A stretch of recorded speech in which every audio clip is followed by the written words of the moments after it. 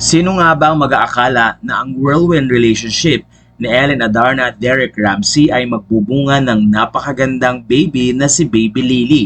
Matatanda ang November 2021 nang ikasal si Ellen at Derek at noong naman October 2024 nang ipakita nga nila na may baby na si Ellen Adarna at si Derek Ramsey. Pinangalanan nila itong Liana Del Lily. Kaya naman ng mga anak si Ellen Adarna, hindi man ipinakita nito ang itsura ng kanilang baby, marami nag-iisip na paniguradong napakaganda ng kanilang anak. Hindi ipinakita agad-agad ni Ellen ang photo ng kanilang baby dahil nais nga nilang masurpresa ang bawat isa and at the same time ay ma-enjoy ni Ellen at Derek ang pagpapalaki sa kanilang baby. Kaya naman ngayong May 17, 2025, masayang ipinakilala at ipinakita ni Ellen Adarna ang kanilang 6-month-old na si Baby Lily. Sa kanyang Instagram ay napakaraming photos ang ibinahagi ni Ellen na ayon sa kanya, ang mga litratong ito ay kuha noong newborn hanggang 6 months.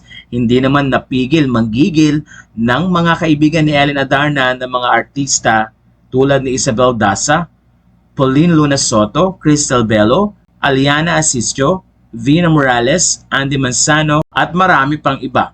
Ayon sa kanila, napakagandang bata ni Lily na mix nga ang kanyang itsura.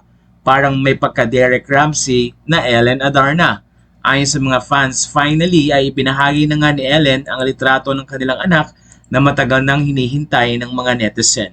Sa puntong ito ay hindi talaga dapat pilitin ng mga artista kung kailan nila gustong ibahagi ang photo ng kanilang mga baby. Sa pagkakataong ito ay hindi na ipinagkait ni Ellen ang napakagandang mukha ng kanilang baby na si Lily. Maalala sa ibang post ni Ellen Adarna ay sinabi niyang magkakaroon na siya ng regular na pagbibigay ng mga photo at video sa kanyang Instagram bilang documentation ng paglaki ng kanyang mga anak.